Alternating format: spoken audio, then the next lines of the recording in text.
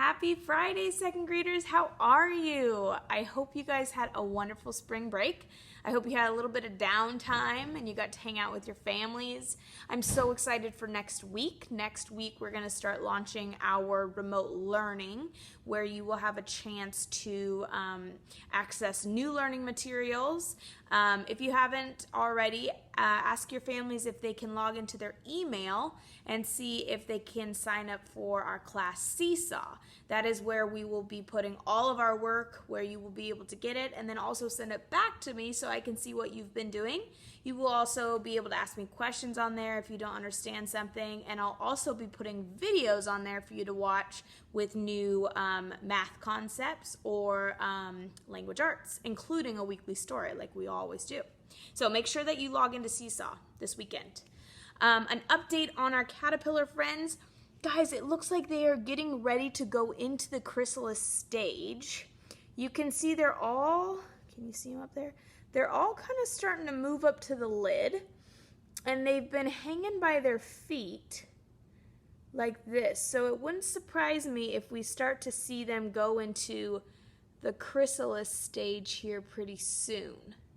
So maybe this weekend they will be doing that so that I can give you an update on it on Monday. I also had another new name suggestion, and I loved it. It was from Weston. He went with the whole candy theme, and he suggested the name Snickers. So now we have Reese's, we have Skittles, we have Twix, and we have Snickers. We have one more that needs a name. So if you think of a good name that you'd like to name one of our last caterpillars, let me know. Send me a message. All right, I'll set those guys there for today. And Penelope Peabody has been lost in this state. Let's see what our clue is. When I stopped for gas, a woman said, "Welcome to the Garden State." I've been driving along the beautiful Atlantic Ocean looking for dolphins and trying to figure out where I am. Most people think the New York Giants and the New York Jets football stadium is in New York State, but it is not. Their home field, the Meadowlands, is really in this state. I'm lost. What state am I in? All right, there's our clue. And I had a couple students who sent me their message and they got it correct. Let's see.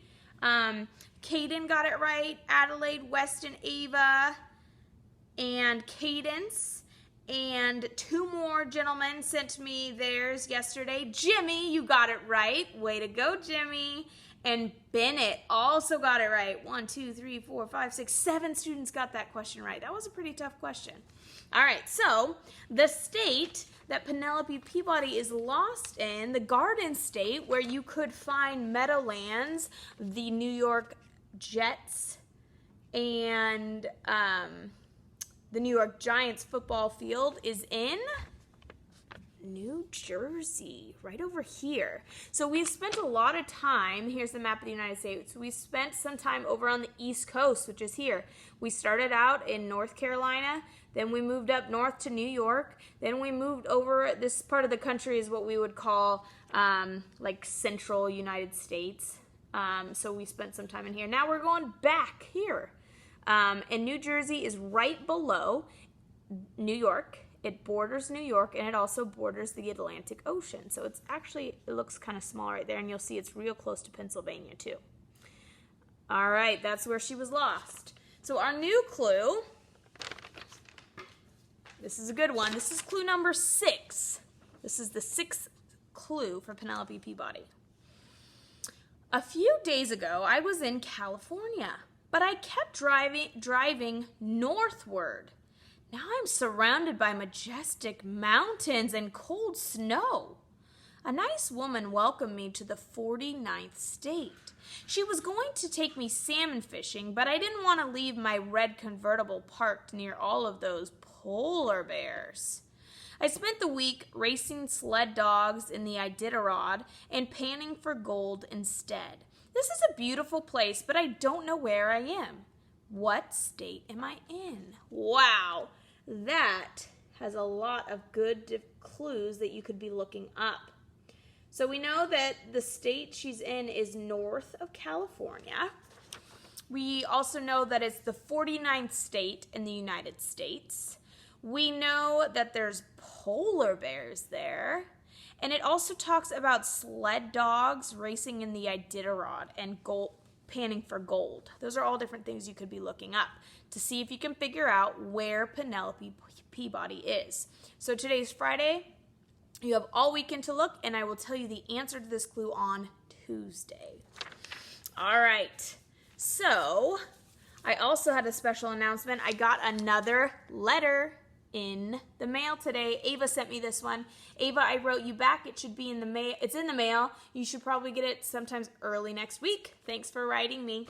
You all can write me. Your parents have my home address, and you're welcome to write me. Tell me what you're doing, what you're up to, and I promise to write you back.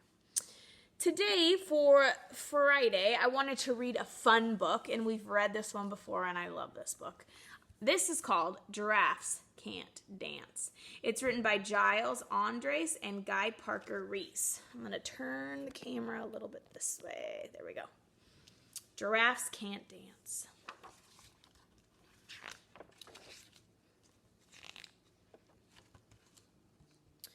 Gerald was a tall giraffe whose neck was long and slim, but his knees were awfully crooked and his legs were rather thin. He was very good at standing still and munching shoots of trees, but when he tried to run around, he buckled at the knees. Now, every year in Africa, they hold the jungle dance, where every single animal turns up to skip and prance. And this year, when the day arrived, poor Gerald felt so sad, because when it came to dancing, he was really very bad. The warthogs started waltzing, and the rhinos rock and rolled.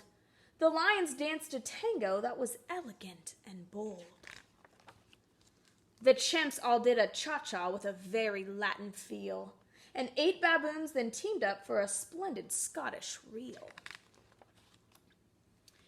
Gerald swallowed bravely as he walked towards the floor, but the lions saw him coming and they soon began to roar. "Hey, look at clumsy Gerald," the animals all sneered. "Giraffes can't dance, you silly fool. Oh, Gerald, you're so weird." Gerald simply froze up. He was rooted to the spot. "They're right," he thought. "I'm useless. Oh, I feel like such a clot." So he crept off from the dance floor and he started walking home. He'd never felt so sad before, so sad and so alone. Then he found a little clearing and he looked up at the sky. "The moon can be so beautiful," he whispered with a sigh. "Excuse me," coughed a cricket who'd seen Gerald earlier on, "but sometimes when you're different, you just need a different song." He's up there. "Listen to the swaying grass and listen to the trees. To me the sweetest music is those branches in the breeze. So imagine that the lovely moon is playing just for you. Everything makes music if you really want it to." With that, the cricket smiled and picked up his violin. Then Gerald felt his body do the most amazing thing. His hooves had started shuffling, making circles on the ground. His neck was gently swaying and his tail was swishing round. He threw his legs out sideways and he swung them everywhere. Then he did a backward somersault and leapt up in the air. Gerald felt so wonderful, his mouth was open wide. "I'm dancing, yes, I'm dancing, I'm dancing," Gerald cried. Then one by one each animal who'd been there at the dance arrived while Gerald boogied on and watched him quite entranced. They shouted, "It's a miracle! We must be in a dream. Gerald's the best dancer that we've ever seen." "How'd you learn to dance like that? Please, Gerald, tell us how." But Gerald simply twirled around and finished with a bow. Then he raised his head and looked up at the moon and stars above. "We all can dance," he said, "when we find music that we love." The end. That was Giraffes Can't Dance. Guys, I hope you have a great weekend. I will see you back here on Monday. Have a great night. Bye.